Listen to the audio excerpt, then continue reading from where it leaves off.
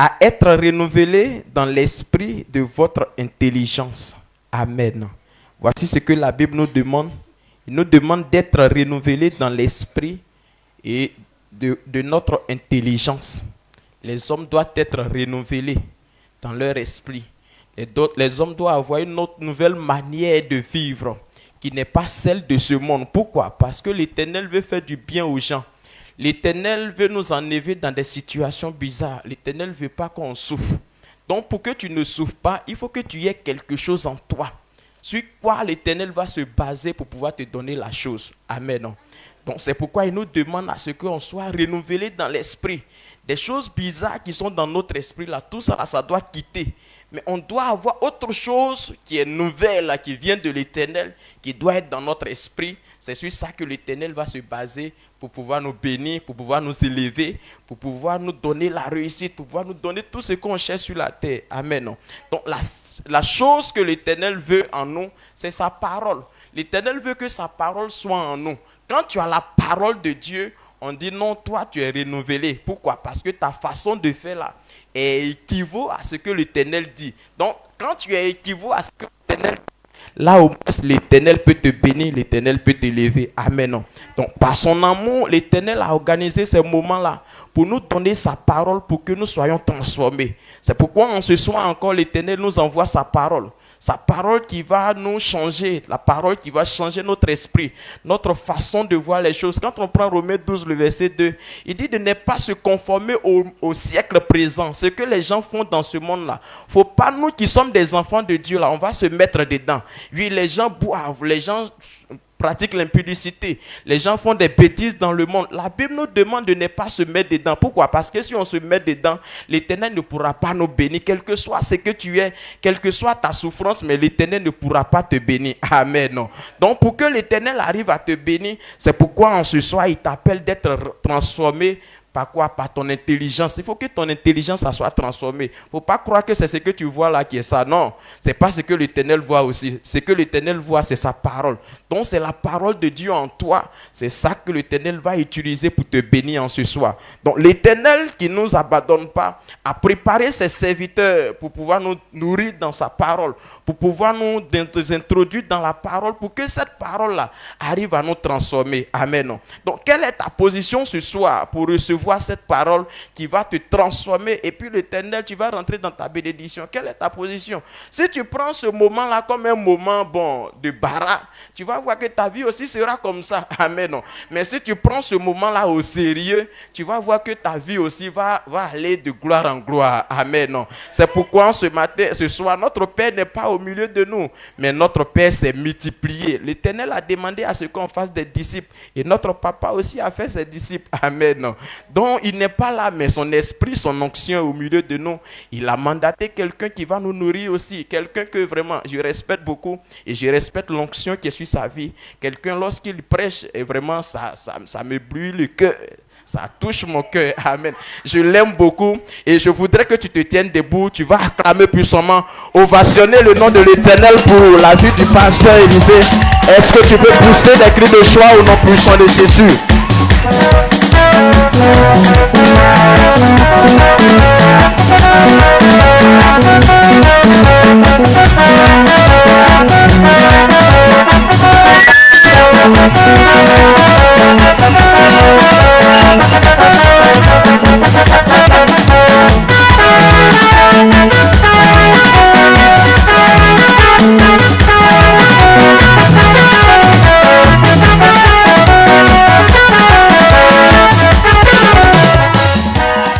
Amen.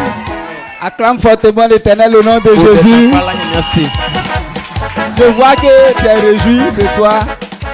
Je vois que tu es réjoui ce soir. Tu aimes déjà l'Éternel. On n'a même pas besoin de mettre le feu derrière toi.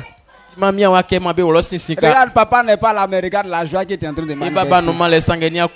Il faut faire encore plus que ça ce soir au nom puissant de Jésus. Amen. Amen.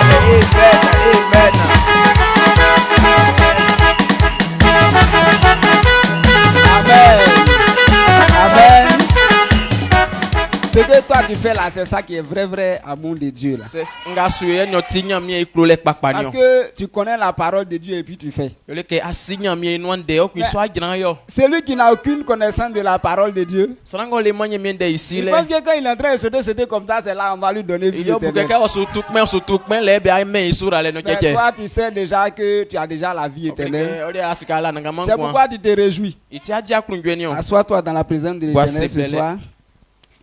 Donc je vais rendre grâce à Dieu pour la vie de notre papa qui nous a mis à jour dans la parole de Dieu. Il y a des gens qui ne sont pas à jour. Le nombre d'années dans la maison de l'Éternel ne veut pas dire que tu es à jour. Mais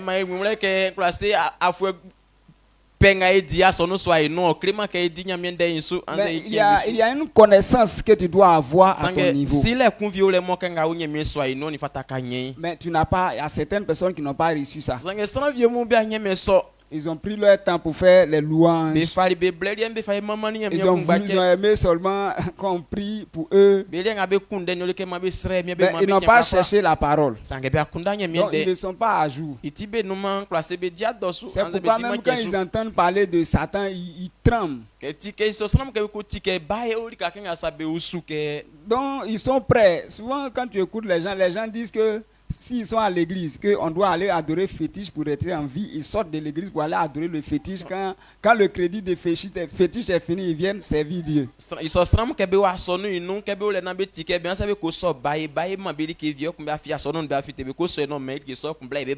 Quand tu vois une personne qui parle comme ça, la personne n'est pas à jour. Et la dernière fois, on a croisé un homme qui était en train de parler. Et dis toi-même, tu sais que sur la terre, la crédit de quelqu'un ne peut pas rester sur toi. Donc, il a fait fétiche, maintenant il dit crédit de fétiche, là, ça est sur lui. Il dit il va régler ça d'abord avant d'aller à l'église. Donc, ils sont placés au sol, il était chrétien, à cause de ça, il est sorti. Maintenant, quand il est en train de dire ça, et puis il veut que moi je parle aussi. Il veut dire, ou bien ce que j'ai dit là, c'est pas vrai. C'est moi je riais seulement. Ils sont petit, ce que j'ai dit là c'est pas vrai. J'ai pris tout le temps pour rire. Donc j'ai su que c'est une personne qui n'est pas à jour dans la parole. Donc ici dans cette commission, papa nous a fait grâce. Dieu nous a fait grâce pour nous donner un papa merveilleux. Souvent quand tu écoutes les David et Dépôt, les pasteurs Goré, tous ceux qui enseignent là-bas, la papa nous enseigne ici. Ça veut dire qu'on est à jour.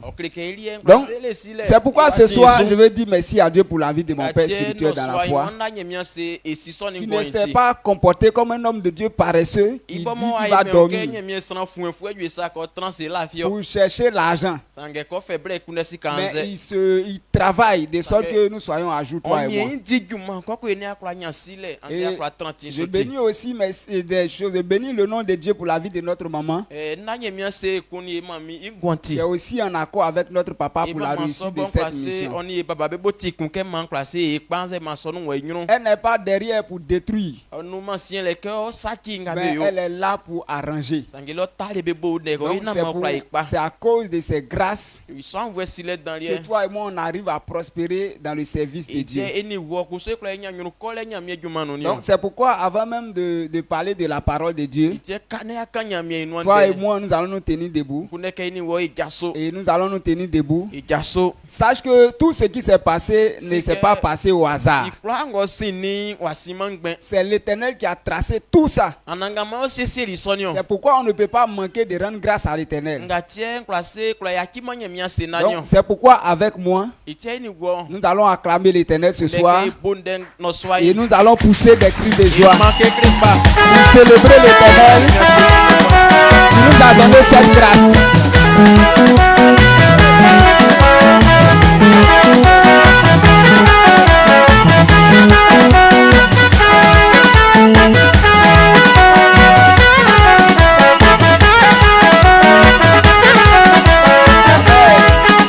Amen.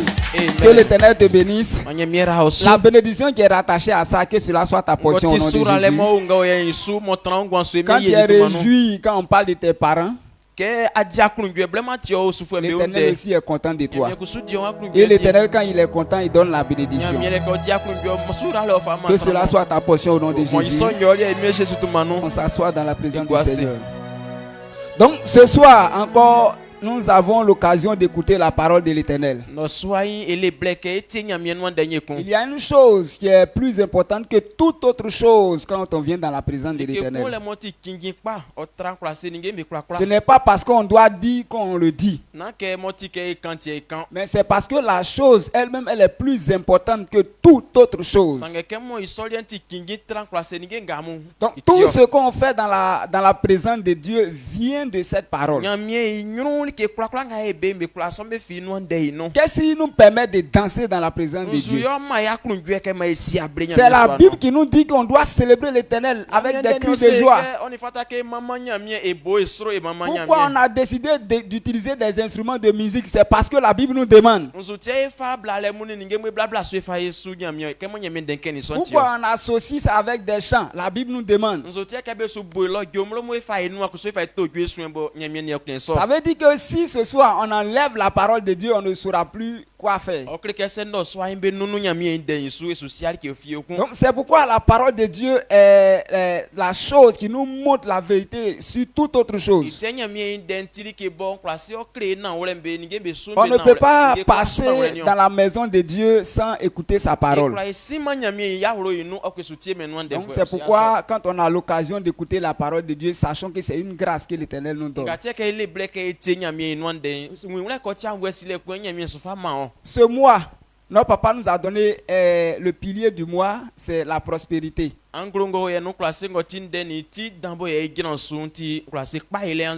veut pas qu'on soit dispersé dans les enseignements. Aujourd'hui, on va te prêcher sur ça. Demain, on prend l'autre et puis tu es mélangé.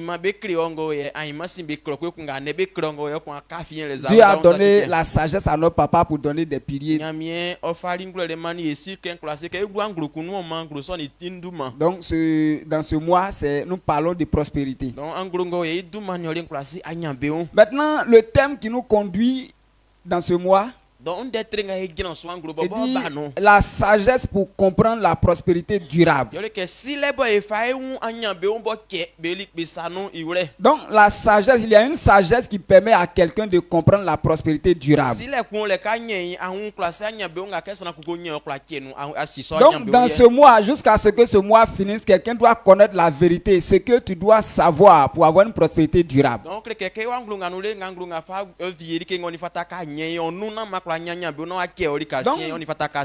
papa est en train de nous parler de deux types de prospérité. Il y a une prospérité qui dure. Et on peut dire quand tu as ça, c'est pour toute l'éternité. Mais il y a une autre prospérité qui ne dure pas. Elle est passagère. On ne peut pas se fier à cette prospérité. Donc, si tu as ça aujourd'hui, tu ne peux pas dire que ton avenir est garanti. Tu peux perdre ça du jour au lendemain. On a vu des gens qui ont eu cette prospérité. Hier, quand ils venaient, on se mettait à rang pour les acclamer. Mais aujourd'hui, il vient à pied et personne ne le salue. Quelle honte de dire que tu vois cet homme qui arrive, il était riche avant, mais il est devenu très pauvre.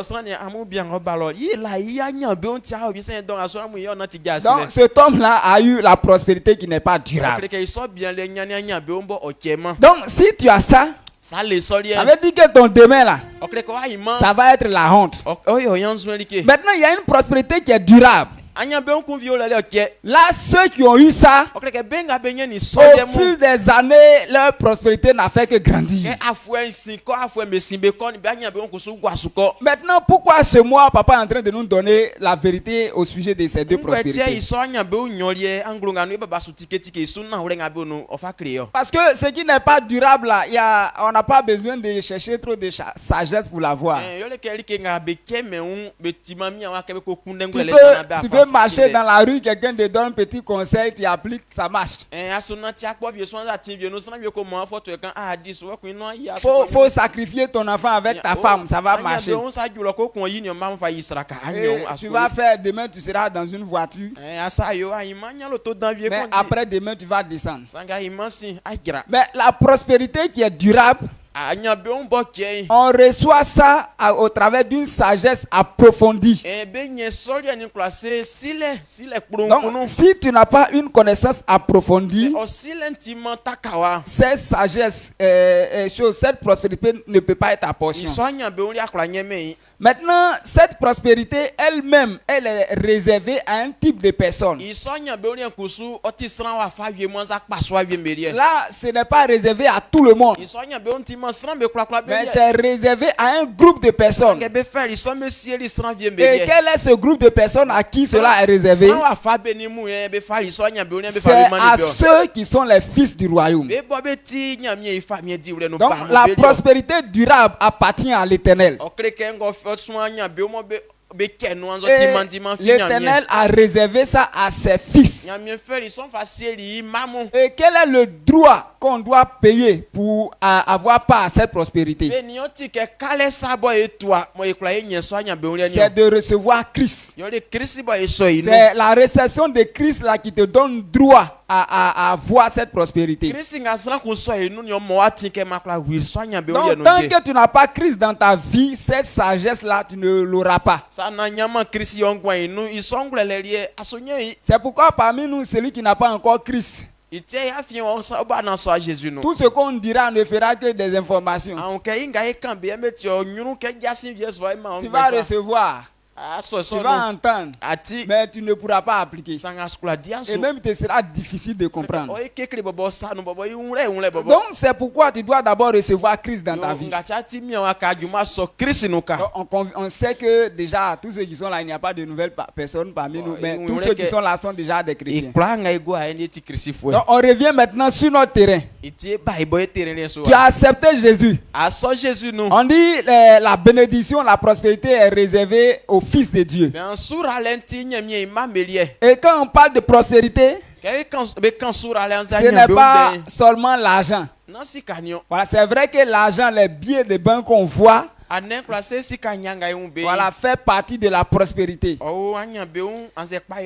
Mais ce n'est pas ça seulement la prospérité. Quand on parle de la prospérité durable, il y a toutes sortes de bénédictions incluses là-dedans. Et c'est ce que les gens ont appelé le bonheur. Ça veut dire un homme qui n'a aucun problème. Ça veut dire tous les côtés évoluent pour lui. Donc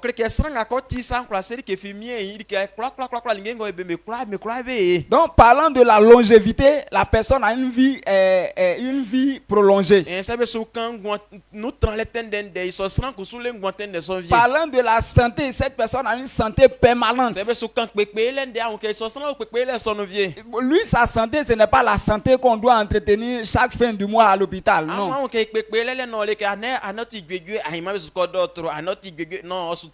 Cette prospérité aussi prend en compte le bonheur dans le foyer. Quand tu vois sa femme et ses enfants, ou bien son mari et ses enfants, tu as envie de te marier. Donc c'est une personne qui est bénie. La personne a la paix à tous les niveaux. Il y a des gens qui disent que quand le jour où tu te maries, tu n'as plus la paix. Ou bien quand tu as des enfants, tu ne peux plus avoir ce qu'on appelle la paix. Non, la paix continue quand tu te maries, quand tu as des enfants, la paix continue. pour celui qui a la prospérité durable. Cette personne qui a la prospérité durable ne peut pas être stérile.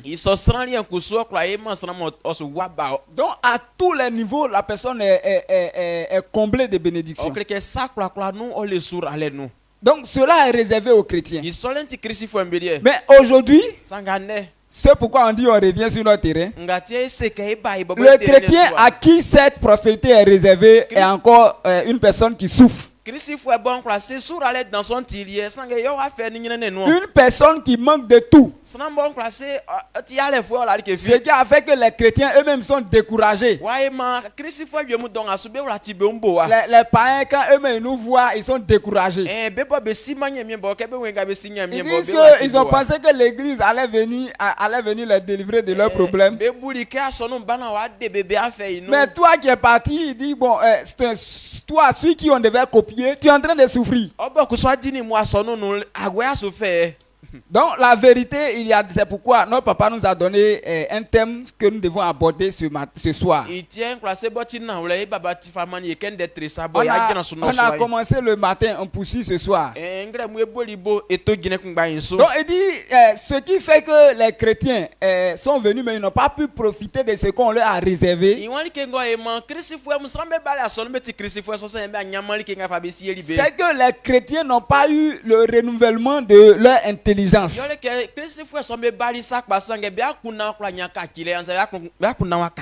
gens ont appris simplement que quand tu reçois Jésus là, tu vas enfanter. Quand tu reçois Jésus net, ta maladie disparaît. Donc ils sont venus, ils ont reçu Jésus et ils sont en train d'attendre. Et certaines personnes aussi, ils ont appris que quand on reçoit Jésus, le pasteur est là pour t'entretenir comme le marabout. Donc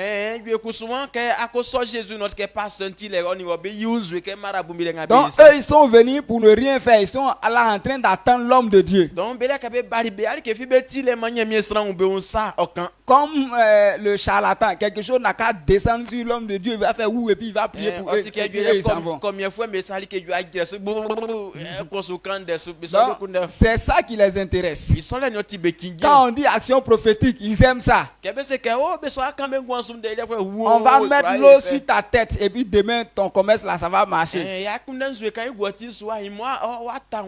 Ce sont les choses qui ne sont pas, on ne peut pas dire qu'ils ne sont pas utiles, mais en réalité ces choses là c'est pas ça qui fait, qui peut faire de quelqu'un pour profiter de la prospérité durable.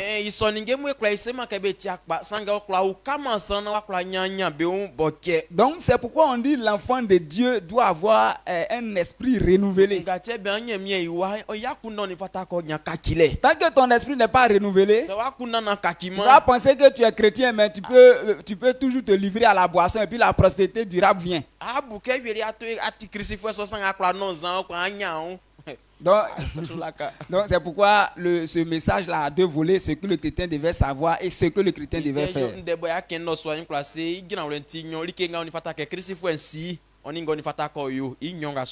Donc nous allons évoluer un peu puisque nous sommes toujours ensemble. Si on ne finit pas ça, on va continuer après. De toutes les façons, on est à l'aise, on a tout le temps. Donc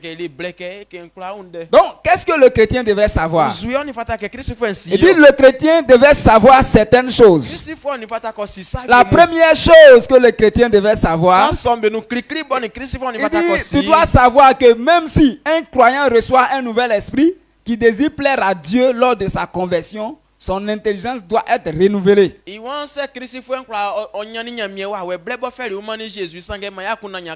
Donc la Bible nous dit que quand on reçoit Jésus, on reçoit un esprit. Et l'esprit qu'on reçoit, cet esprit vient pour nous aider à faire la volonté de Dieu. Donc cet esprit-là te guide dans les choses de Dieu. Mais malgré qu'on a reçu cet esprit, Si on n'a pas l'esprit renouvelé, on ne pourra pas profiter de la prospérité durable. Parce que l'esprit qu'on a reçu là, il n'est pas venu pour nous forcer à faire ce qui est contre notre volonté. Donc cet esprit-là agit ensemble avec la parole qu'on a compris. Donc il habite en nous pour nous aider à faire les choses de Dieu. Mais tant que tu n'as pas compris la volonté de Dieu, il ne peut pas venir te forcer. Bon, si tu veux, tu n'as rien compris, tu penses que tu peux le prendre pour aller faire implicité et puis il va aller t'aider dedans. Donc l'esprit qu'on a reçu nous fait faire la volonté de Dieu. Mais il n'est pas là pour t'obliger. Genre, on dit de louer Dieu, tu dis je ne veux pas et puis l'esprit de Dieu te poursuit aujourd'hui, tu vas louer. C'est dans quel endroit tu as une fois vu ça? Tu as l'esprit de Dieu en toi. Mais tout à l'heure, si on commence à chanter, qu'on dit on veut louer l'Éternel, si tu veux sortir, l'esprit de Dieu sera dans toi et puis vous allez sortir tranquillement. Donc, qu'est-ce qui fait que pendant qu'on est en train de louer le Dieu du ciel et de la terre, et toi tu es en train de sortir? Dans ta tête, tu penses qu'il y a quelque chose de meilleur à faire que louer l'Éternel. Mais l'esprit qui est assis dans toi là, il sait qu'il n'y a rien d'autre que tu peux aller faire dehors pendant qu'on est en train de louer l'Éternel. Malgré qu'il sait ça, mais il ne va pas te forcer. Donc l'esprit de Dieu là ne vient pas pour nous forcer à faire ce qui plaît à Dieu. Mais il vient pour nous aider à obéir à ce qu'on connaît. Mais si on ne t'a rien donné comme parole, que tu ne connais pas ce qui est la volonté de Dieu, bon, l'esprit va te pousser comment pour faire la volonté. Donc c'est pourquoi il dit on doit renouveler notre mentalité. Donc il y a la parole de Dieu qui nous montre la volonté de Dieu. Donc prenons Ephésiens chapitre 4 le verset 23.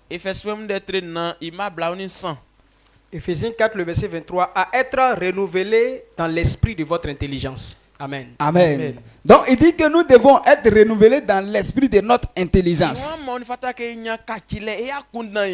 Donc avec l'esprit de Dieu dans nous, on doit connaître la vérité sur Dieu. On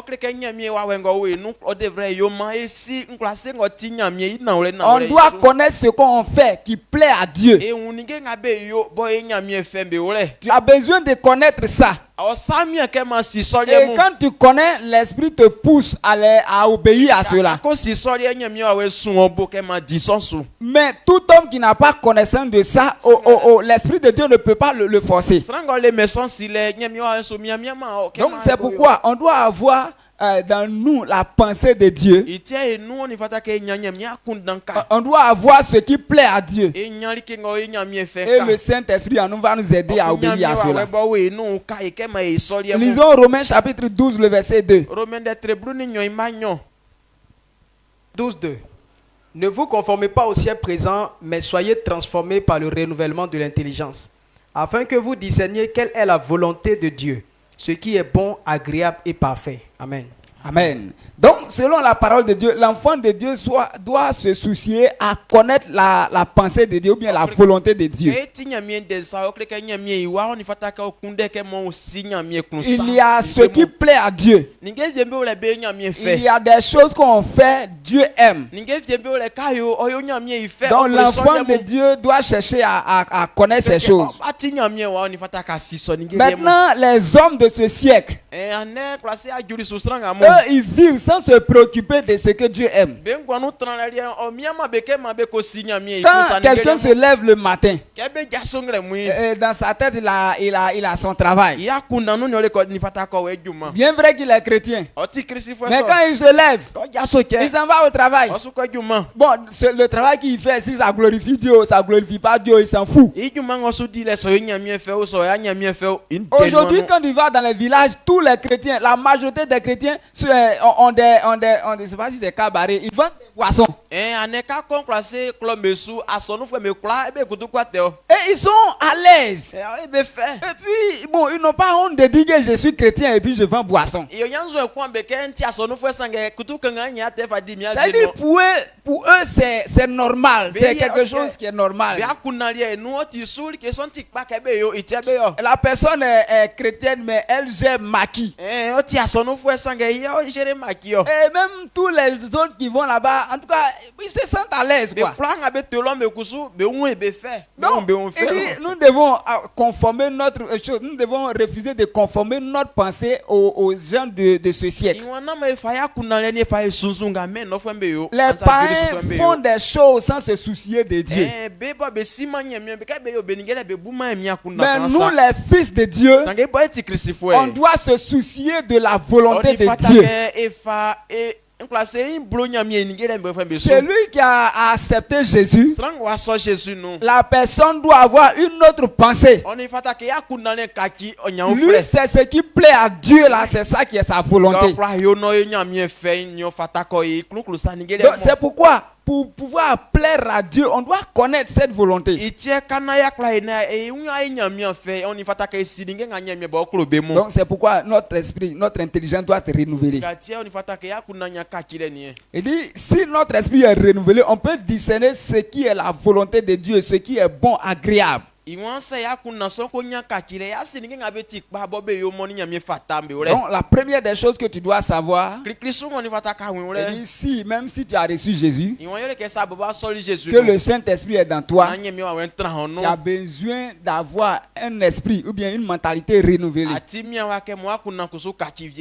Donc la deuxième chose qu'on doit savoir, tu dois savoir que l'intelligence doit être renouvelée par les pensées et les voies de Dieu.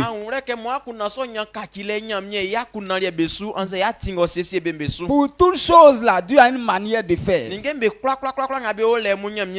Maintenant, les hommes, eux aussi, ou bien le diable a sa manière de faire. Quand on était païen, on était dans le monde, on faisait à la manière du diable. Sans même se soucier de qu'est-ce que Dieu dit par rapport à ce sujet. On a appris la manière du diable, c'est resté dans nous.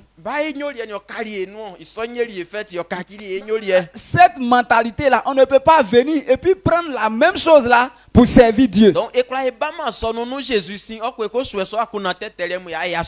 Ce qui fait qu'aujourd'hui les chrétiens eux-mêmes sont en train de souffrir. C'est que eux ils pensent que accepter Jésus c'est simplement un changement de camp et puis on fait ce qu'on faisait dans l'autre camp.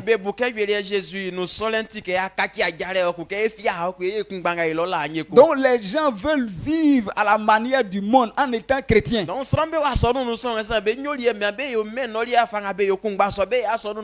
Notre intelligence doit être renouvelée. Ce qu'on faisait avant là, on ne peut pas faire la même chose quand on a accepté Jésus.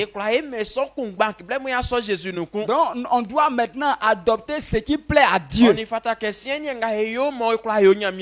Maintenant, c'est la pensée de Dieu et les voies de Dieu que nous les chrétiens on doit appliquer. Dieu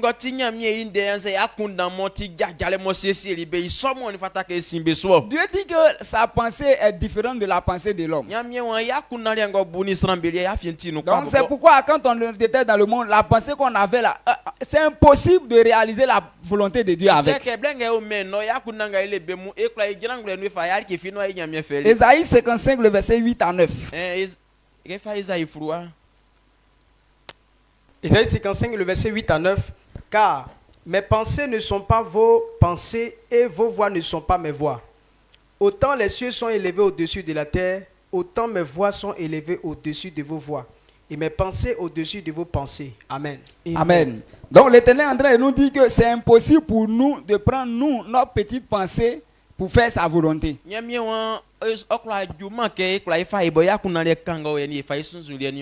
Donc il y a ce qui plaît à Dieu qu'on doit chercher. Donc si tu as donné ta vie à Jésus, que tu n'as pas cherché ce qui plaît à Dieu, que tu as compté simplement sur ta mentalité, la mentalité que tu avais avant de venir, tu ne feras jamais ce qui plaît à Dieu. On ne peut pas réaliser la volonté de quelqu'un si on ne connaît pas exactement ce que la personne aime. Tu peux toi-même imaginer dans ton cœur là-bas que bon, je sais que comme façon il est clair là, c'est qu'il va aimer les choses rouges. Peut-être qu'il est clair, mais c'est noir, il aime. Donc tu ne peux pas réaliser sa volonté si tu ne connais pas ce qu'il aime. Maintenant tu veux faire sa volonté, tu dis comme il est clair, donc c'est rouge, tu dois ramasser les habits rouges. Pourtant ce qu'il déteste même c'est habits rouges.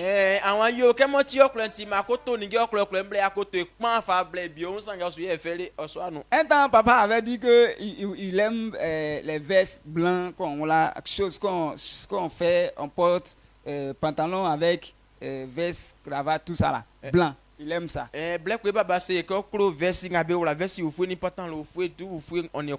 Voilà, il dit qu'il aime ça. Maintenant, toi, tu veux lui faire cadeau de vestes. Et puis tu le regardes, tu ne lui demandes rien. Je sais que monsieur là, il va aimer veste rouge ou bien noir. Tu t'en vas ramasser ça pour venir lui donner. Il va pas te dire que je n'aime pas. Il va prendre. Mais en réalité, il ne sera pas content. La façon dont il allait prier pour toi, si c'était veste blanche, tu as envoyé là. Si c'était veste blanche, tu as envoyé, il allait se concentrer, prier pour toi.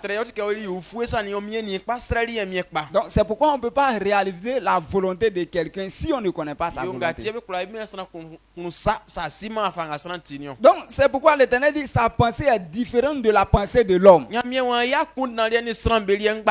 que toi tu considères bon là, devant lui là-bas c'est la boue. Maintenant ce que toi tu ne considères pas, c'est ça lui considère. Donc si tu ne cherches pas là où on doit connaître la volonté de Dieu, que tu te limites à penser à ta pensée seulement, tu ne pourras pas obéir.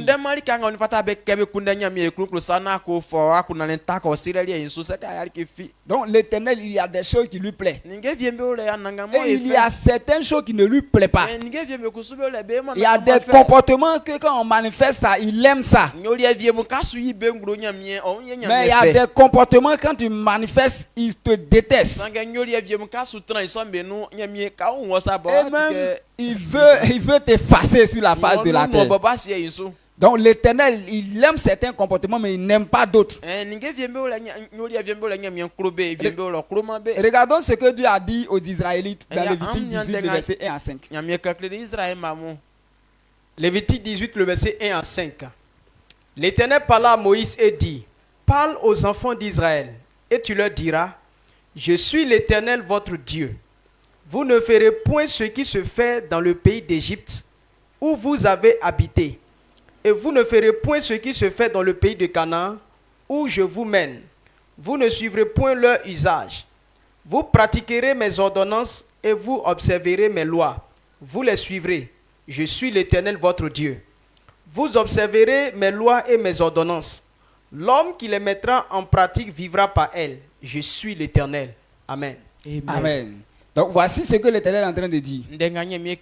Il parle aux enfants d'Israël. Il dit il y a un comportement que les Égyptiens ont manifesté. Pendant que vous étiez là-bas, vous les voyez. Mais leur comportement là, je n'ai pas apprécié ça. C'est pourquoi j'ai décidé de vous prendre Maintenant, où vous partez là, il y a un autre groupe de personnes. On appelle les Cananéens. Eux aussi, ils ont leur comportement que je n'aime pas. Et lorsque vous allez arriver là-bas, ne vous mettez pas à reproduire ces mêmes comportements. Mais il y a une chose qu'on fait qui me plaît. Il y a des comportements que j'apprécie. Ce soir-là ou bien ce matin, je ne peux pas vous dire tout ça. Mais j'ai écrit tout ça là dans ma parole. Il dit, allez-y, cherchez cette parole-là. Réfléchissez sur cette parole. Et mettez ça en pratique. Et la personne qui mettra cette parole-là en pratique, la personne la verra la prospérité durable. Si c'est mariage qui t'es engagé à faire, la femme que toi tu vas avoir là sera une bonne femme.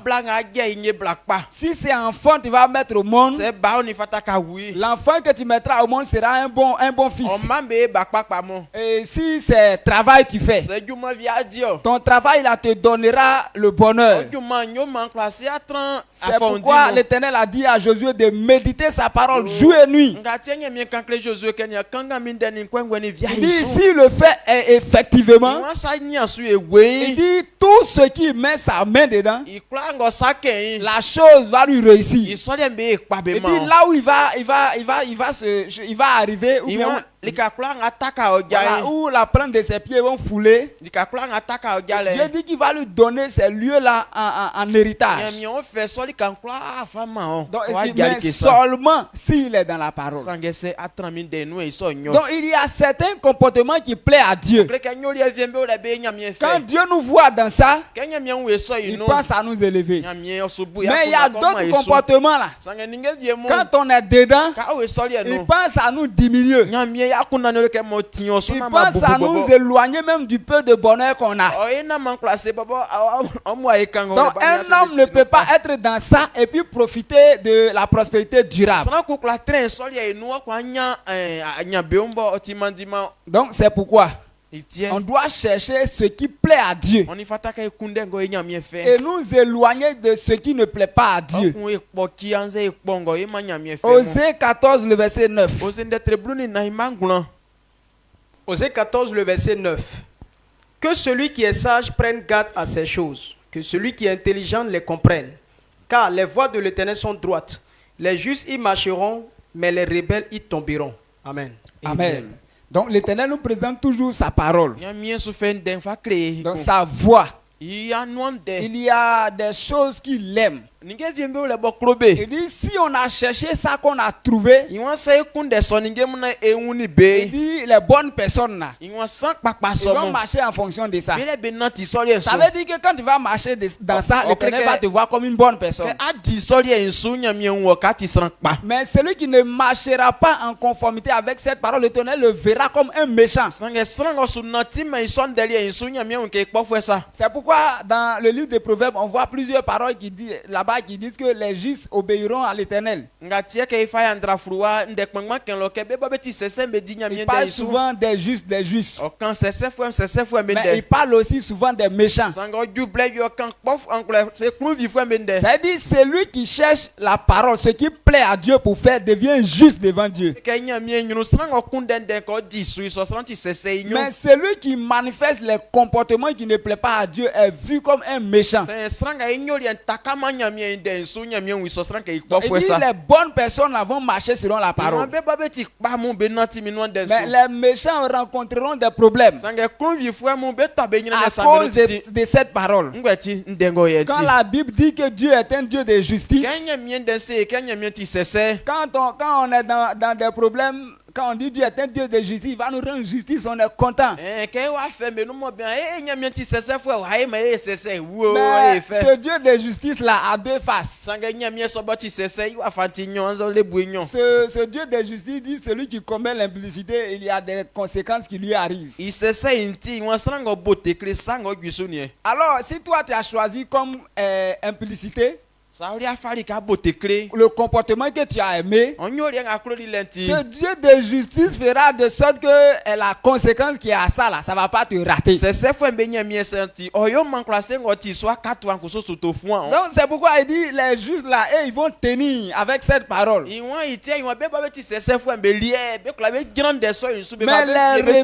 les rebelles tomberont dans cette voie. À cause de ton impudicité, tu vas tomber.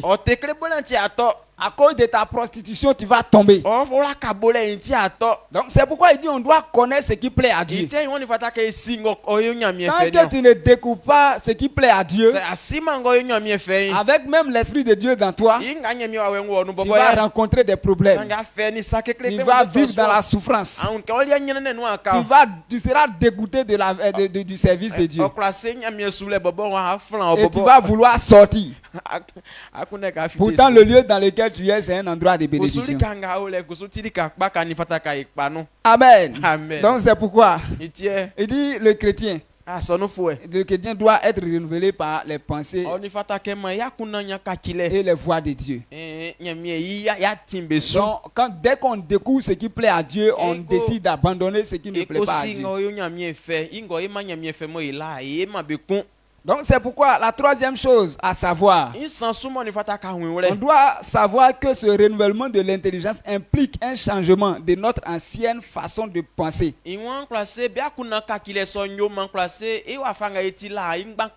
Maintenant, pour qu'elle soit reprogrammée progressivement selon la parole de Dieu. Ça veut dire que quand on était dans le monde là, il y a des choses les jeunes aiment. Quand ils se mettent en groupe comme ça, tu les vois quand ils t'approchent d'eux, il n'y a pas deux sujets. Ça fait des femmes ou bien affaire de boissons. Donc il y a d'autres qui sont accros à ces sujets. Ils sont tellement quoi, ou même papa a parlé d'un homme, il a dit, ce jeune homme là, il a dit, si quand on s'assoit, si c'est pas affaire de femmes, il y a quel autre sujet encore?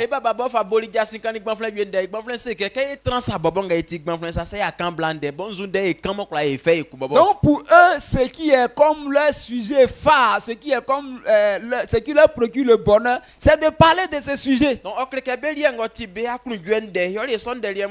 Donc telle personne, quand il vient à l'église, cette mentalité qu'il a envoyée là, ça doit être changé. On doit changer ça maintenant pour qu'il y ait une autre mentalité. Mais cela va se faire progressivement. Ce n'est pas parce qu'aujourd'hui il est venu à l'église, on a acclamé que demain quand il est parti et puis la pensée ne va plus venir. Donc ce qu'il a dans sa tête là, on doit transformer ça par la parole. On a rencontré un jeune homme qui dit que lui, il a décidé de ne plus aller à l'église.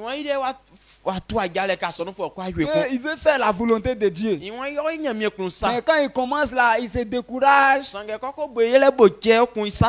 y a des choses qu'il n'arrive pas à faire avec les mauvaises pensées. Ça fait que c'est mieux qu'il abandonne.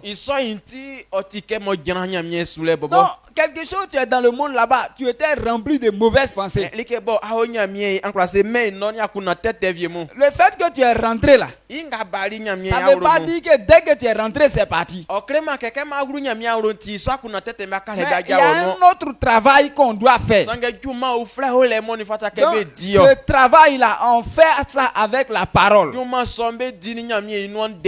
la parole de Dieu a la capacité d'enlever ce qui était mauvais dans ta tête là-bas pour placer autre.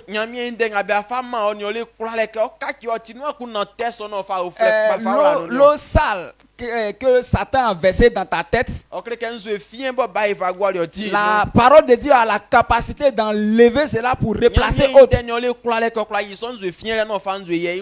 Donc quand on dit changer sa mentalité, c'est que notre manière de penser avant là, on doit changer ça progressivement. Mais toi-même tu peux pas t'asseoir comme ça et puis tu vas enlever un pour mettre là-bas. C'est la parole de Dieu qui va envoyer ça dans toi. C'est pourquoi si tu es loin de la parole, faut pas penser que ton intelligence sera renouvelée. Si tu es un chrétien qui va 2 fois à l'église par mois, c'est évident que tu vas fonctionner comme un païen. C'est évident que tu vas fonctionner comme les menteurs. Parce que c'est le même sujet sur lequel tu débattais quand tu étais païen, malgré que tu as donné ta vie à Jésus. Au quartier, ce sont les mêmes sujets là que tu continues de te débattre avec les autres.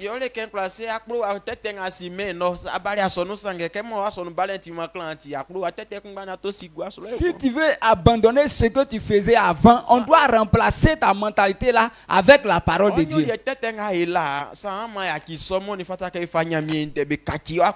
Avant, tu étais prostituée parce que tu vivais dans un groupe où tout ce qui est dans leur tête là, c'est chercher le garçon pour avoir l'argent.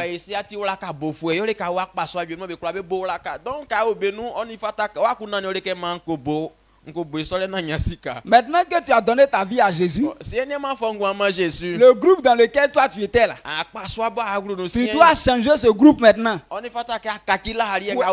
pour avoir un autre groupe là où c'est de Dieu qu'on parle.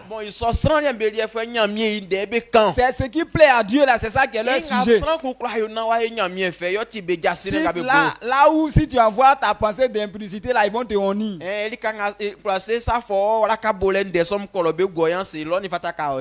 Donc il dit tu dois être avec ce groupe là au fur et à mesure que tu reçois la parole, ta pensée devient renouvelée.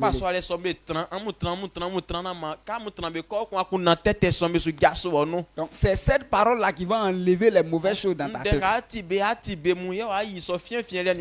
Prenons Somme 119 le verset 1 à 16.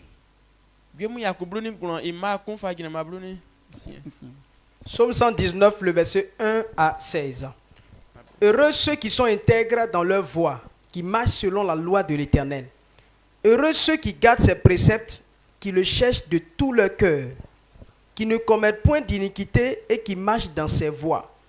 Tu as prescrit tes ordonnances pour qu'on les observe avec soin. Puissent mes actions être bien réglées, afin que je garde tes statuts. Alors je ne rougirai point à la vue de tous tes commandements. Je te louerai dans la droiture de mon cœur, en apprenant les lois de ta justice. Je vais garder tes statuts, ne m'abandonne pas entièrement. Le verset 9. Comment le jeune rendra-t-il pur son sentier, en se dirigeant d'après ta parole? Je te cherche de tout mon cœur, ne me laisse pas égarer loin de tes commandements. Je sais ta parole dans mon cœur, afin de ne pas pécher contre toi. Béni sois-tu, ô Éternel, enseigne-moi tes statuts. De mes lèvres, j'énumère toutes les sentences de ta bouche.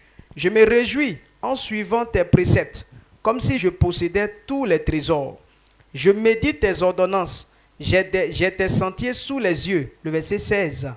Je fais mes délices de tes statuts, je n'oublie point ta parole. Amen. Amen. Donc, regarde un homme qui est en train de faire les éloges de la parole. Il dit qu'il cherche la parole de tout son cœur. Il se donne tout entier pour chercher cette parole. C'est cette parole-là qui lui montre la volonté de Dieu. Il dit, pour ne pas qu'il se perde là, il a besoin de cette parole. Ça veut dire que sans cette parole, il sait qu'il va se perdre. Donc il dit, qu'est-ce qu'il fait? Il dit, la parole là est l'objet de sa méditation tous les jours. Donc il dit ce qu'il a aimé de tout son cœur là, il dit c'est la parole de Dieu. Parce que quand il a la parole là, il sait ce qu'on fait pour ce Père et on sait ce qu'on fait pour réussir. Quelque chose qui te montre la voie de la réussite. Est-ce que tu peux détester ça? Donc c'est pourquoi l'homme de Dieu David qui parle, et il est en train de montrer qu'il aime la parole de Dieu. La parole de Dieu qui lui montre la réussite. Donc sachons que quand on dit nous sommes héritiers de Christ et que les bénédictions de l'Éternel sont réservées pour nous, que nous n'allons pas manquer de quelque chose. Nous allons avoir une longue vie, une prospérité durable. Tout ça là, ça va venir quand on est dans la parole. Parce que l'Éternel qui a créé le ciel et la terre a tous les secrets. Et ces secrets sont cachés dans sa parole. Celui qui ne médite pas cette parole ne peut pas découvrir les secrets. Et tu ne peux pas aller te promener dans la Bible comme tu n'as rien à faire. Je vais me distraire un peu pour dormir. Tu prends la Bible pour chercher le sommeil et puis tu ne pourras pas découvrir la vérité.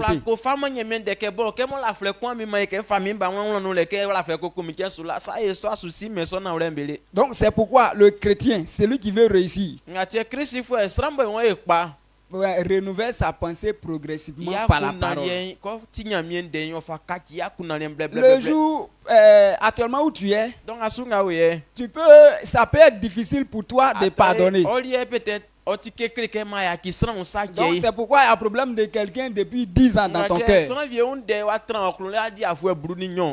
Mais le jour où tu découvres la vérité dans la parole concernant le pardon, tu vas pardonner ce jour-là net. Toi tu penses que quand Dieu dit de pardonner, quand on a raison, on ne pardonne pas. Donc toi tu dis mais j'ai raison, je ne peux pas pardonner. Ça c'est dans l'au-delà. Tant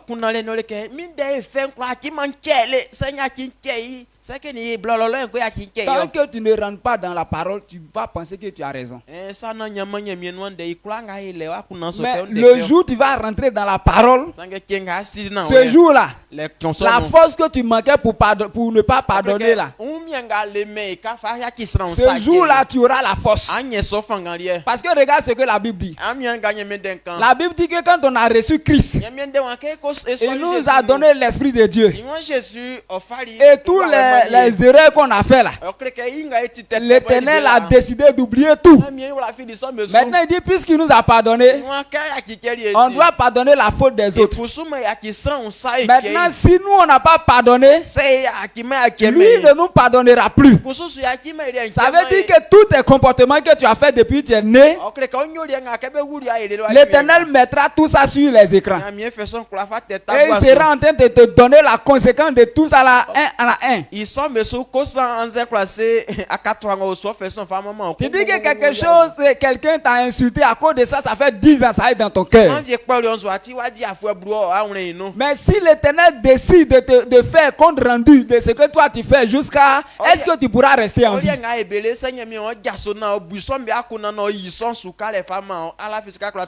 Donc c'est pourquoi il dit si tu ne pardonnes pas aux autres, l'Éternel ne nous pardonnera pas. Tu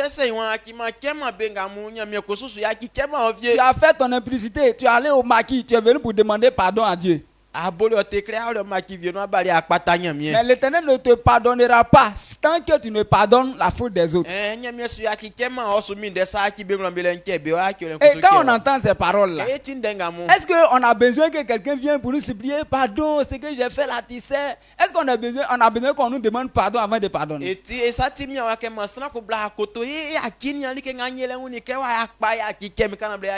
dit quand on découvre la vérité là, on sera seras libre. Tu n'as pas besoin qu'on te force. Toi, tu ne peux pas garder le problème de quelqu'un dans ton cœur encore. Parce que tu as découvert la vérité. Donc c'est pourquoi il dit c'est la parole de Dieu qui peut reprogrammer ça là progressivement. Quand tu es venu à l'église nouvellement, quand on te parle de 10 000 offrandes, c'était la chose qui t'énervait le plus à l'église. Mais pour celui qui a découvert la vérité sur la raison pour laquelle on donne dîmes et offrandes, cette personne ne peut plus se fâcher quand on donne. Et d'ailleurs même le temps de l'offrande et de la dîme devient un sujet de joie pour toi.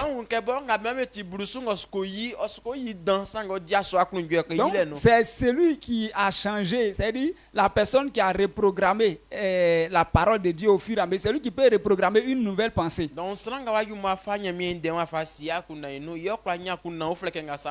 Amen. Amen. Donc quand on reçoit la parole de Dieu, au fur et à mesure les mauvaises choses quittent notre vie.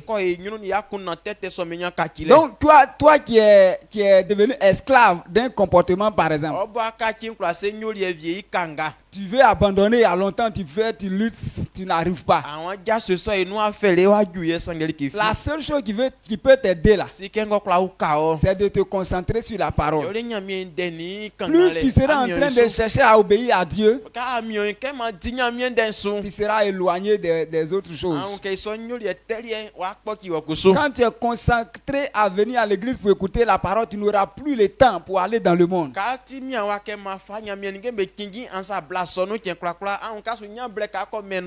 n'auras plus le temps même pour détester ton voisin. Donc cela se fait au fur et à mesure que tu es en accord avec la parole de Dieu. Psaume 119, le verset 105. Psaume 119, 105. Ta parole est une lampe à mes pieds et une lumière sur mon sentier. Amen. Amen. Donc, il dit que la parole est une lampe à ses pieds. La parole vient pour l'éclairer. Donc, la parole lui montre où on doit poser les pas. La parole lui montre où on ne doit pas poser les pas. Quand tu n'as pas la parole de Dieu, toi, tu regardes la forme des gens pour les aimer. Tu as vu une femme avec une belle taille, tu dis je l'aime. Tu vas voir une autre qui a un teint clair, tu dis je l'aime. Mais quand tu as la parole de Dieu, la parole de Dieu nous dit, c'est vrai qu'elle a une belle taille, mais toi tu as une seule femme dedans. Les autres ne vont pas changer de taille, ne vont pas changer de forme. Mais si tu t'engages à les prendre pour ajouter à ta femme, il y aura des souffrances qui vont venir chez toi. Donc la parole de Dieu te présente ce que tu dois faire. Mais si tu n'as pas la parole là, tu vas écouter ton sentiment. Tu vas dire que non, tu sais que sa taille là, on ne peut pas résister à ça. Donc toi tu écoutes plus ton sentiment. Mais celui qui a la parole là, la personne n'écoute pas son sentiment. La personne écoute ce qu'on fait et puis on réussit. C'est pourquoi il dit pour lui la parole est la lumière. Il peut aimer quelque chose et puis la Bible dit que là c'est ténèbres. Il décide d'abandonner ça. Il peut ne pas aimer quelque chose avant. Et puis la Bible dit que c'est ça là qui plaît à Dieu. Alors il s'engage à faire ça. David s'est engagé à prendre, il a écouté ses sentiments pour aller prendre une femme qui n'est pas sa femme.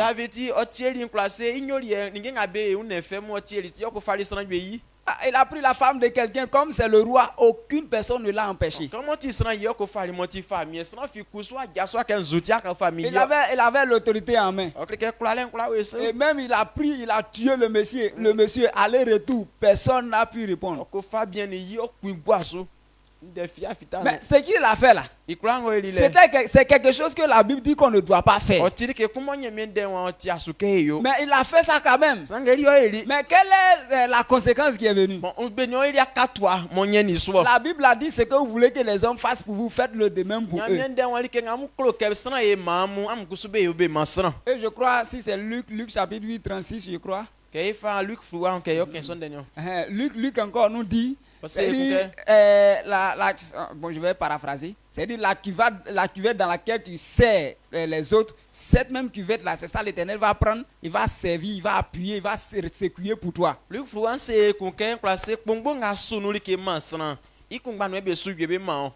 ce que David a fait là, la parole de Dieu a réalisé ça. Lui, il a cherché une seule femme.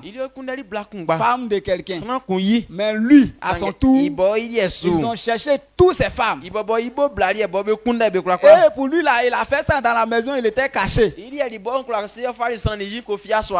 Mais quand on venait chercher ces femmes-là, ça c'est aux yeux du peuple. Il a tué cet homme. Lui aussi, ses enfants se sont tués entre eux. Et lui-même, il devait mourir dans ça. Comme c'est un homme de Dieu que l'Éternel aime tant. C'est lui qui parle comme ça ici là. Où on a dit, lui il dit la parole de Dieu est l'objet de sa méditation. Comme l'Éternel l'aime tant, l'Éternel a fait grâce. Le jour où on devait le tuer là, l'Éternel a joué un grand rôle. Donc, il a été épargné. Donc cet homme là, il dit que c'est la parole de Dieu qui lui montre ce qu'on doit faire exactement. Donc quand il a manifesté ses comportements, la conséquence qui est arrivée là, a fait que ce n'est pas un homme qui allait lui dire pardon, femme là, faut plus tu vas chercher. C'est lui-même qui a dit que quand je dis pas les péchés qui sont dans mon cœur là, on dirait que je suis en train de mourir.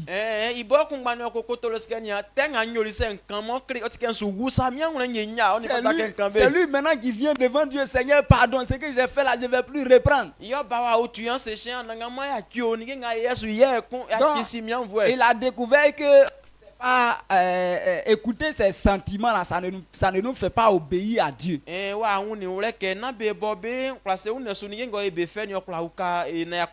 Donc si toi tu veux écouter tes sentiments, on dit on n'a qu'à louer l'Éternel. Tu sais que moi mon bras là, chaque vendredi ou bien chaque mardi soir là, mon pied gauche là, ça me fait mal. Tu sais que quand on est assis comme ça là, je suis dérangé. Donc, là où les gens sont nombreux, moi je ne peux pas danser. Faut écouter tes sentiments. Mais tu ne pourras pas faire la volonté de Dieu. Le chrétien est guidé par la parole de Dieu. C'est comme notre boussole. Voilà, donc la boussole, c'est ça, non? Nous montre ce qu'on là où, ça veut dire nous montre les points de repère. Ça veut dire si tu as ça, tu ne peux pas te perdre. Donc c'est la parole de Dieu qui éduque quelqu'un. Donc c'est pourquoi la quatrième chose qu'on doit savoir, on doit savoir que les voies de Dieu, les voies et les pensées de Dieu nous instruisent dans la justice.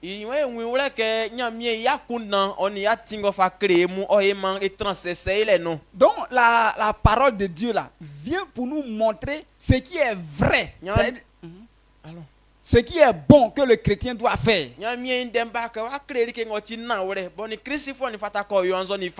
Tel qu'on a dit que c'est notre boussole qui nous présente ce qu'on doit faire exactement. Souvent, quand on vient dans la maison de Dieu, qu'on nous demande de participer à la construction de la maison de l'Éternel, les gens disent que mais nous on n'a pas assez d'argent.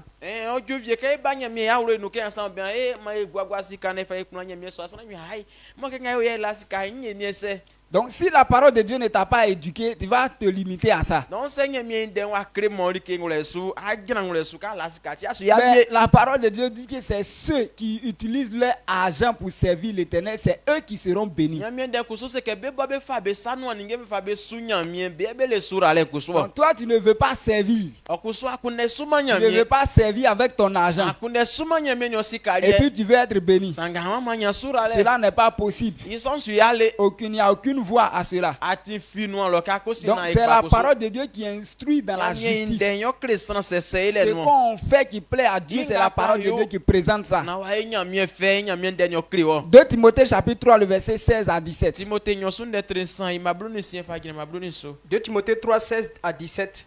Toute écriture est inspirée de Dieu et utile pour enseigner, pour convaincre, pour corriger, pour instruire dans la justice, afin que l'homme de Dieu soit accompli et propre à toute bonne œuvre.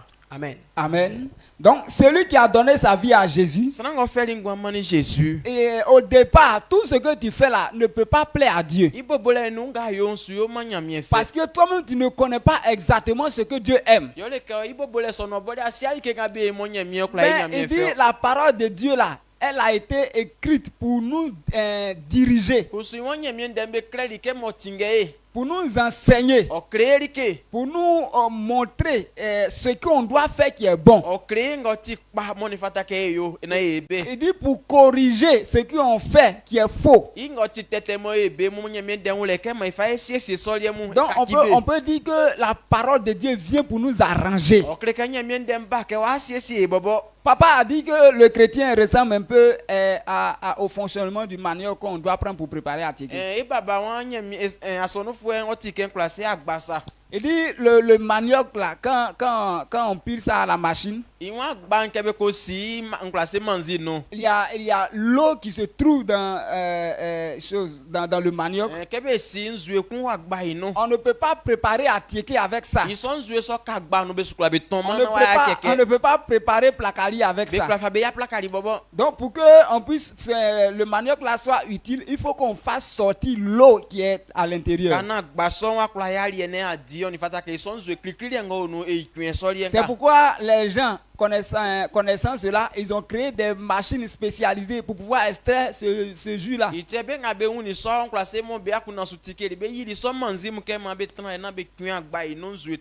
Donc c'est pourquoi il dit la parole de Dieu là, c'est la machine qui est conçue pour transformer le chrétien en une bonne personne devant Dieu.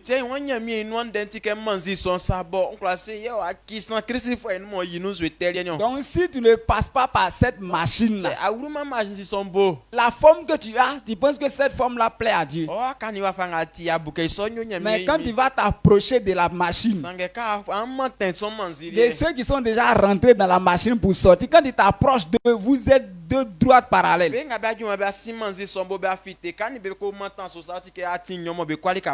Toi, tu n'es pas encore passé par la machine, tu es encore colérique.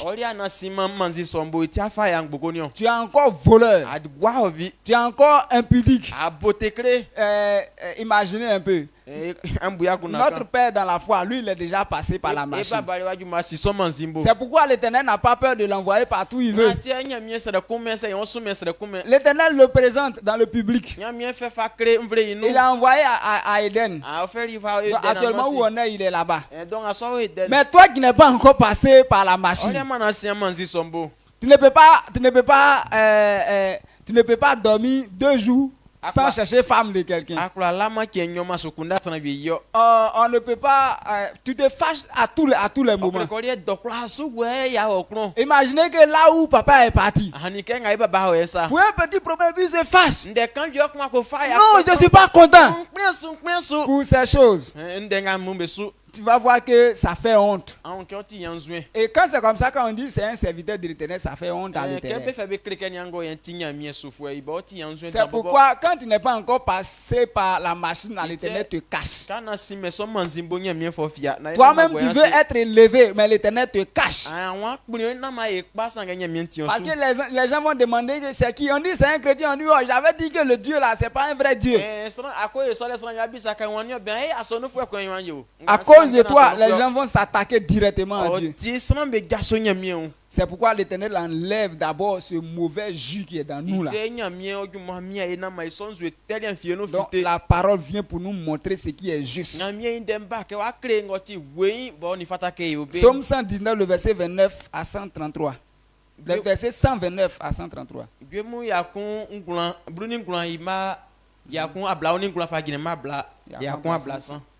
Psaume 119, le verset 129 à 133. Tes préceptes sont admirables. Aussi mon âme les observe. La révélation de tes paroles est claire. Elle donne de l'intelligence aux simples. J'ouvre la bouche et je soupire, car je suis avide de tes commandements. Tourne vers moi ta face et aie pitié de moi, selon ta coutume à l'égard de ceux qui aiment ton nom. Le verset 33, 133. Affermis mes pas dans ta parole et ne laisse aucune iniquité dominer sur moi. Amen. Amen. Donc, voici comment il est en train de parler. Donc, il dit c'est la parole de Dieu qui l'éclaire. Donc, la parole de Dieu est une chose importante pour toi et pour moi. Et l'erreur que les gens ont fait, c'est qu'au départ, les gens qui ont donné leur vie à Jésus, ils n'ont pas pris au sérieux la parole de Dieu qui devait les transformer. Et ils ont pensé que la parole pouvait être remplacée par les louanges. On dit la louange fait plaisir à Dieu. La louange c'est 2 fois la prière. Donc vous savez que les gens se concentraient sur la louange sans se concentrer sur la parole. Et d'autres même se sont concentrés aussi sur la prière. Et sans se concentrer sur la parole. Et ils ont aimé les choses automatiques. Les actions prophétiques où on va mettre l'huile sur votre tête. Et ton année scolaire est déjà garantie. Tu ne manqueras de rien à cause de cette huile. Donc, les gens ont pensé que cela pouvait remplacer la parole de Dieu. Mais sachez que si vous vous attardez sur ces choses, bon, je voulais dire inutile, mais je ne peux pas dire inutile puisque c'est Dieu. C'est-à-dire ces choses-là, c'est pas ça qui doit nous donner réellement ce qu'on doit avoir. Il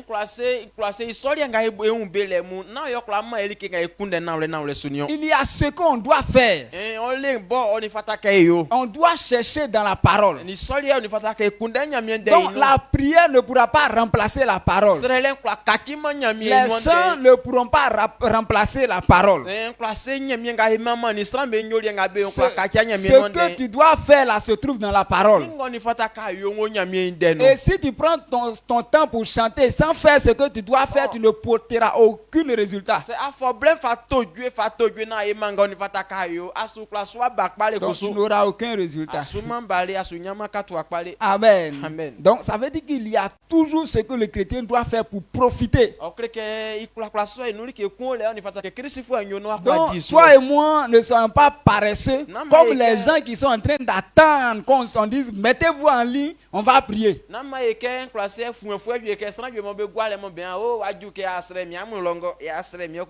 va prier pour le bonheur. Toi qui veux bonheur, il faut venir te mettre en rang. On peut prier pour ça.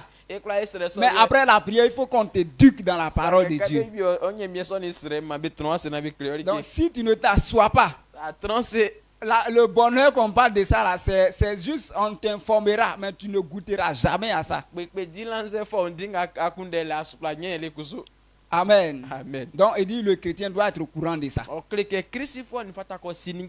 tu dois être informé que tu as besoin de ça. Donc la parole de Dieu là, ce n'est pas quelque chose qu'on doit plaisanter avec. Ton niveau de connaissance là, c'est de la parole, c'est ça qui va te lever. Donc si tu penses que tu peux négliger la parole et que par la connaissance des gens, par tes relations, tu seras élevé, tu te trompes.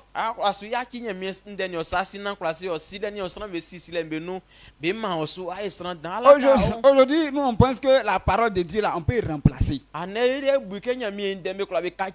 C'est pourquoi on prend tout notre temps dans les petits jeux de téléphone, dans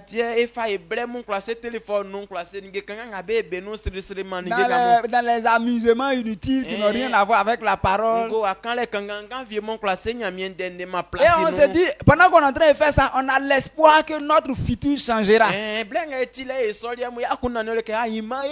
Ton futur ne changera pas tant que tu n'es pas dans la parole. C'est quand tu es dans la parole que ton futur peut devenir quelque chose de meilleur. Donc c'est pourquoi il a dit le dernier verset, il dit affermis mes pas dans ta parole et ne laisse aucune iniquité dominer sur moi.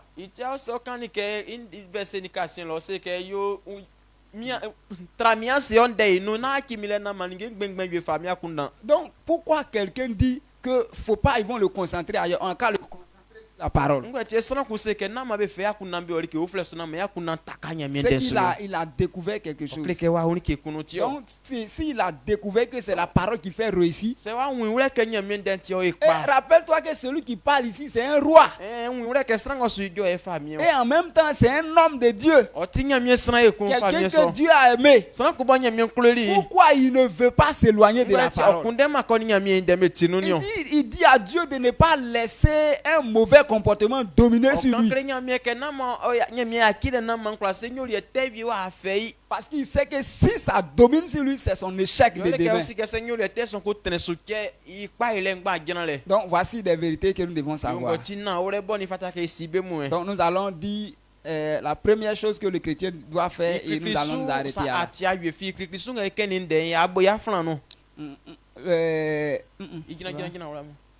Ce que le chrétien devrait faire. Donc, avant de commencer, je t'ai dit qu'il y a deux volets dans l'enseignement. Donc la première chose, c'est ce que le chrétien devrait savoir. Donc maintenant, nous avons fini ce que le chrétien devait savoir. Je vais ajouter un seul point de ce que le chrétien devrait faire. Voilà, nous allons commencer aujourd'hui. On va faire un seul point et puis on va poursuivre demain. Donc, il y a ce que le chrétien devrait faire. Puisqu'on sait que notre réussite là, c'est quand on est dans la parole. Qu'est-ce qu'on doit faire maintenant? Il dit la première chose à faire. Il dit le chrétien doit diriger ses pensées vers les choses de Dieu et non vers celles du monde.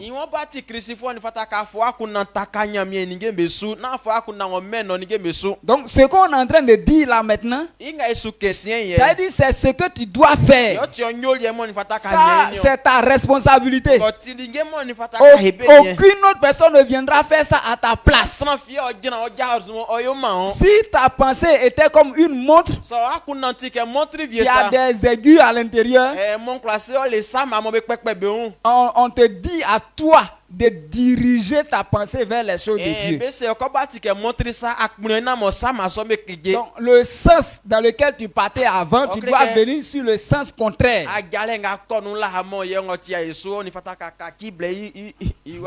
Voici notre réveil qui est là.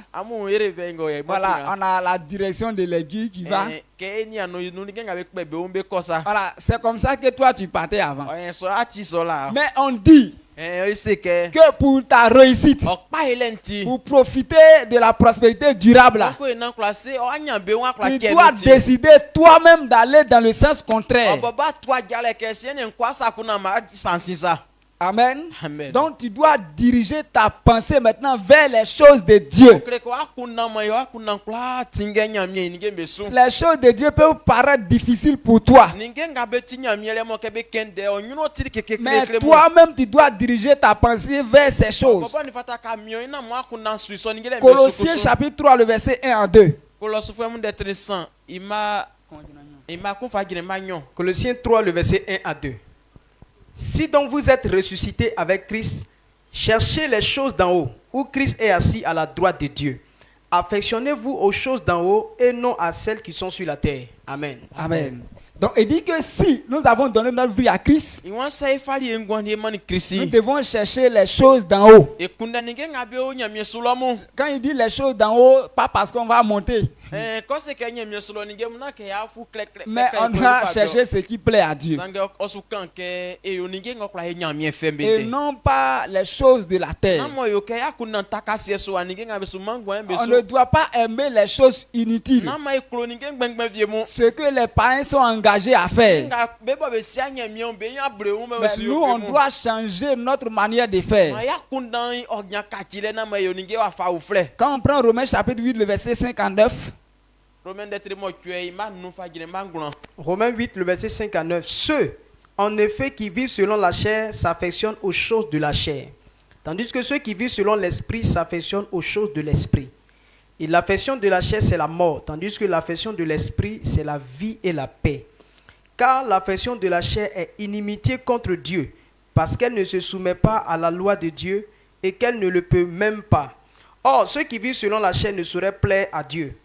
Pour vous, vous ne vivez pas selon la chair, mais selon l'esprit. Si du moins l'esprit de Dieu habite en vous. Si quelqu'un n'a pas l'esprit de Christ, il ne lui appartient pas. Amen. Amen. Donc, ce verset est en train de parler de toi et de moi. Il dit, si on a donné notre vie à Jésus, on ne doit plus s'affectionner aux choses de la chair. Les choses que la Bible appelle péché, que les autres sont engagés à faire. Il dit, nous, on ne doit pas aimer. On ne doit pas apprécier ça. Il dit, si on aime et qu'on apprécie, c'est que nous sommes des hommes qui vivent dans la chair. Mais il dit, puisqu'on a l'esprit de Dieu qui vit en nous, on doit s'affectionner aux choses de l'esprit. Parce que les gens qui vivent dans la chair ne peuvent pas plaire à Dieu. C'est ceux qui vivent selon l'esprit peuvent plaire à Dieu. Et vivre dans la chair, la conséquence qui suit, c'est la mort. Mais quand on fait ce qui est la volonté de Dieu, les bénéfices qui viennent, c'est la paix et la joie.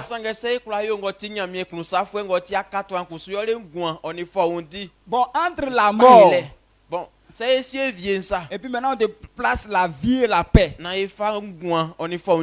Quand on te demande de choisir, qu'est-ce que tu vas choisir? Je pense que même le plus petit parmi nous va choisir la vie et la paix. Mais ce que tu as dit là, c'est dans ta bouche. Si tu n'obéis pas, si tu ne prends pas la parole qui envoie la paix et le bonheur, et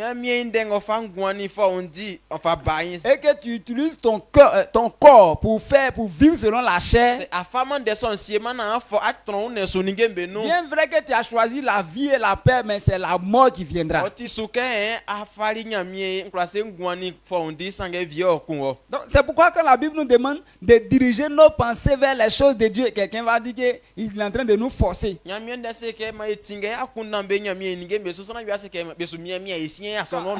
Quand on a parlé de l'aiguille de la montre là, pour que ça fonctionne, ça aille dans le sens contraire, ça sera difficile. C'est comme ça ta vie. Mais la vérité que tu dois savoir, c'est que tant que toi-même tu ne fasses pas tourner dans le sens contraire, la vie et la paix ne seront jamais ta portion. Donc c'est pourquoi on dit ce que le chrétien doit faire. Ça là c'est pas information, c'est ça tu dois faire. C'est un travail qu'on fait. C'est un travail. C'est quelque chose qu'un homme doit faire, un chrétien. Diriger ses pensées là, c'est un travail pour le chrétien. Si aujourd'hui tu as décidé d'envoyer ta pensée dans l'implicité, alors c'est ça que tu vas faire.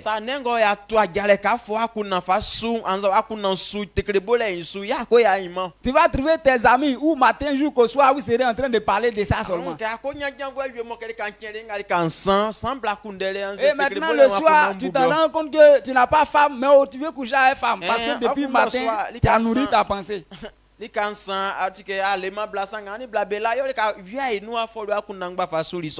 si tu diriges ta pensée là-bas, alors tu seras en train de faire ce que tu as mis dans ta tête. Mais tout à l'heure matin, je sais pas, à 10h, 11h par là, on était en train de suivre Eden. Quand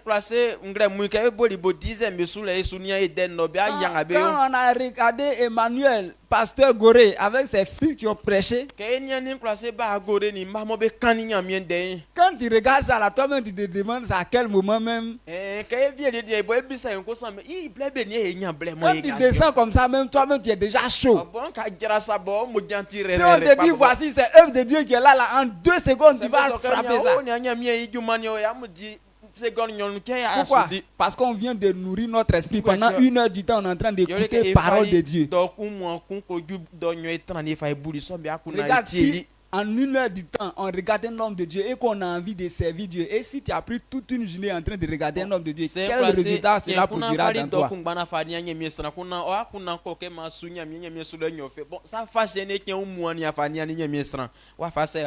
Donc c'est une responsabilité, ça c'est pour toi. Donc si tu veux faire ce qui plaît à Dieu, là, tu ne peux pas être en train de regarder les films porno et puis tu vas aimer la volonté de Dieu. Donc c'est à toi de faire l'effort de diriger ta pensée. C'est pourquoi on voit notre papa matin et soir, il est au bureau en train d'écouter son père. Mais nous on n'écoute pas ça. Nous on est en train d'écouter les petits films, les gens qui se suivent. Maintenant on est étonné que à chaque moment nous on est découragé, c'est après avoir écouté papa qu'on revient un peu en vie.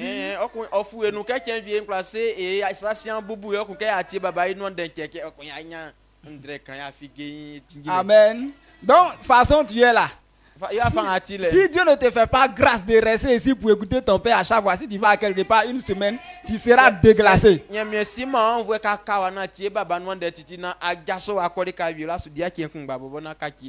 on va te voir maintenant, tu vas commencer à faire des cheveux avec barbe façon là.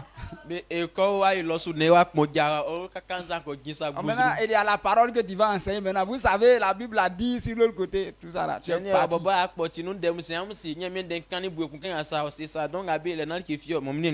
Amen. Donc que Dieu nous bénisse, nous avons fini. Donc voici ce que l'Éternel, notre papa, nous a réservé ce soir. Donc ce qui était comme information, je cite rapidement. Ce qui était comme information, c'est que le chrétien devait savoir. Donc le thème était vis-à-vis du renouvellement de l'intelligence. Il dit la première chose que tu devais savoir, même si un croyant reçoit un nouvel esprit, la personne doit d'abord renouveler son intelligence.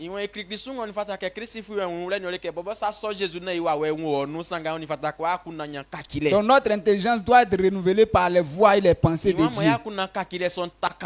Maintenant, on dit, ce renouvellement de l'intelligence là, ça implique un changement de notre ancienne façon de faire.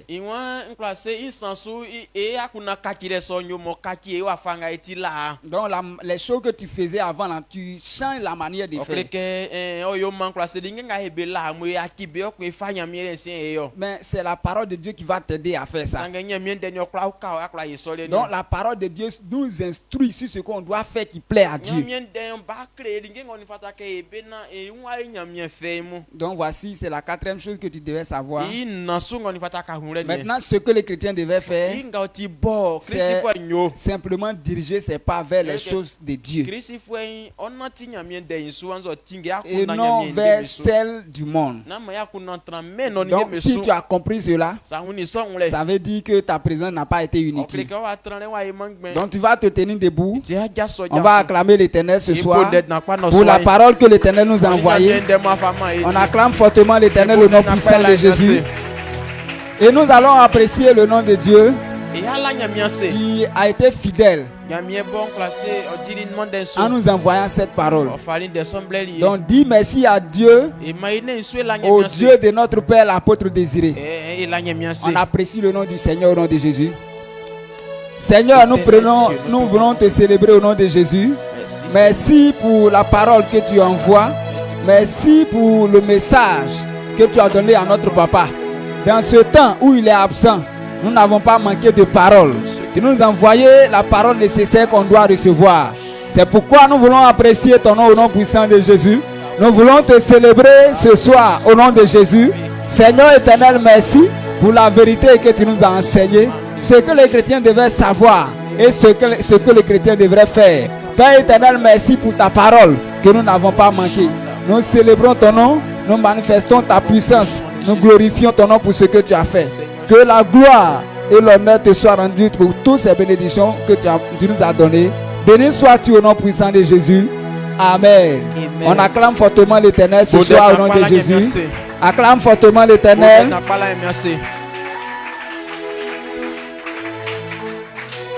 Donc aujourd'hui est un culte de communion. Donc avant de passer à la communion, nous allons prendre Jean chapitre 6, le verset 53 à 54. Il dit, Jésus leur dit, en vérité, je vous le dis, si vous ne mangez la chair du Fils de l'homme et si vous ne buvez son sang, vous n'avez point la vie en vous-même.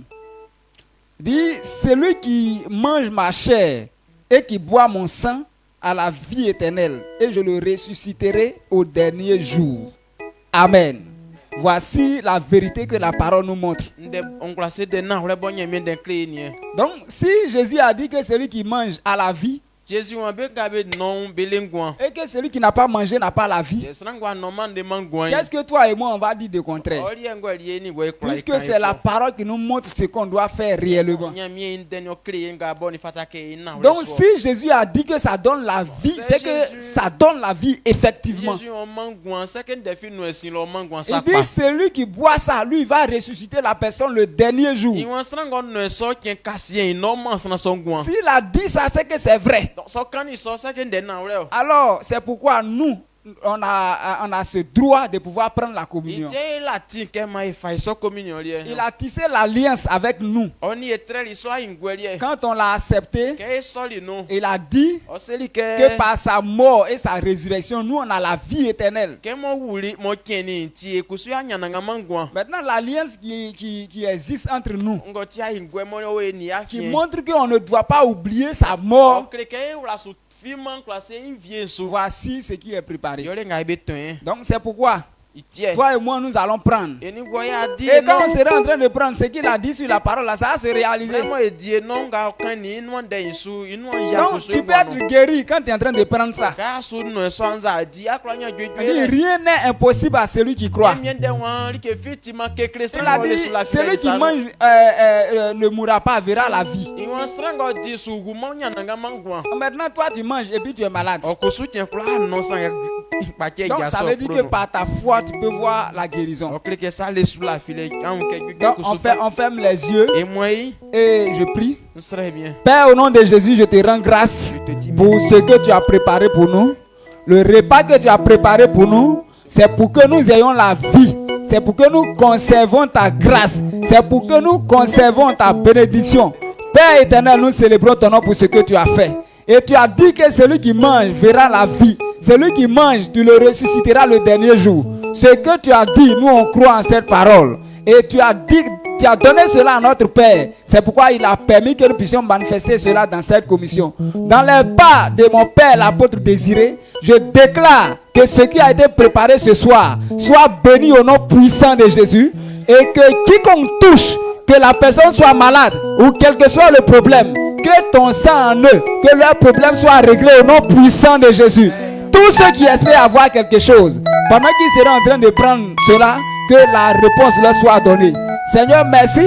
Je crois en l'alliance que tu as tissée avec ton serviteur, l'apôtre Désiré. Et dans ces pas, je crois que tu as déjà répondu même à la prière avant que je ne prenne la parole. Béni sois-tu au nom puissant de Jésus. Amen. On acclame l'Éternel et on peut manger.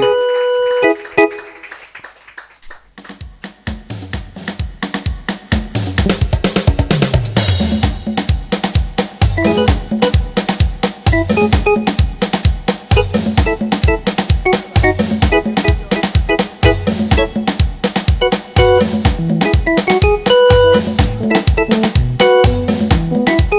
Jésus, j'ai trouvé ce que je n'espérais pas. En Jésus, j'ai trouvé ce que je n'espérais pas. En Jésus, j'ai trouvé ce que je n'espérais pas. J'ai trouvé ce que je n'espérais pas. En Jésus, j'ai trouvé ce que je n'espérais pas. En Jésus, j'ai trouvé ce que je n'espérais pas. En Jésus, j'ai trouvé ce que je n'espérais pas. En Jésus, j'ai trouvé ce que je n'ai. En Jésus, j'ai trouvé ce que je n'espérais pas. En Jésus, j'ai trouvé ce que je n'espérais pas. En Jésus, j'ai trouvé ce que je n'espérais pas.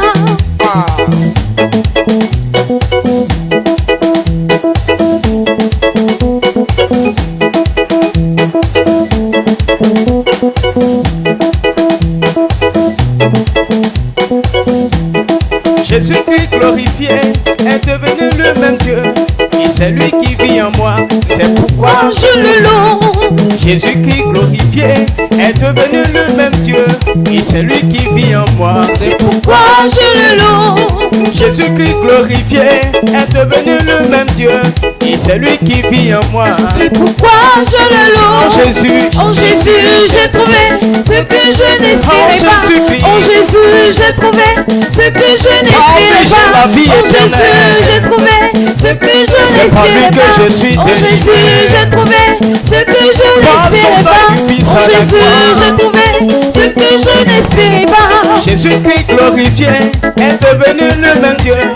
C'est lui qui vit en moi. C'est pourquoi je le loue. Jésus-Christ élevé est devenu le même Dieu. Et c'est lui qui vit en moi. C'est pourquoi je le loue. Amen. Donc nous allons bénir Dieu. Il a dit quand on prend, on a la vie. Quand on prend, il nous ressuscite le dernier jour. Donc, le fait que tu prends, tu touches à ça, c'est une bénédiction que tu viens de prendre. Donc c'est pourquoi on va bénir le nom de l'Éternel. On va lui rendre grâce. Donc, élève ta voix. Commence à apprécier le nom de l'Éternel, le nom de Jésus. Père éternel, merci pour la grâce que tu nous as donnée de pouvoir toucher à ton sang et à ta chair. Seigneur, si nous avons touché, c'est que la vie nous a été réservée. Si nous avons touché, c'est que la mort n'a plus de part avec nous. C'est pourquoi, Seigneur éternel, la maladie ne peut pas habiter mon corps. Si j'ai reçu ton sang en moi, les virus ne peuvent pas habiter mon corps. Si j'ai reçu ton sang en moi, ce soir je suis béni pour de prendre part avec toi, d'être à la table avec toi. Seigneur, quelle grâce de toucher ton sang. Quelle grâce de pouvoir toucher ta chair. je sais que du fait de toucher ta chair et ton sang, cela me donne la force. Si tu as servi ton Père et avec de l'énergie, alors moi aussi je te servirai. Si tu n'avais pas été découragé, alors je ne serai pas découragé. Si tu as été capable de tenir face à des temps difficiles, alors moi aussi je tiendrai face à des temps difficiles. Aucun problème ne m'empêchera de te servir. Si les démons ont fui en ta présence, alors les démons fuiront en ma présence. Il n'y a rien que je ne pourrai pas faire à cause de ton sang en moi. Seigneur, merci. Je crois que cela se réalise vraiment. Que la gloire et l'honneur te soient rendus ce soir. Au nom puissant de Jésus, on acclame fortement l'Éternel qui nous a donné cette grâce. Acclame puissamment l'Éternel. Dieu pousse des cris de joie à l'Éternel.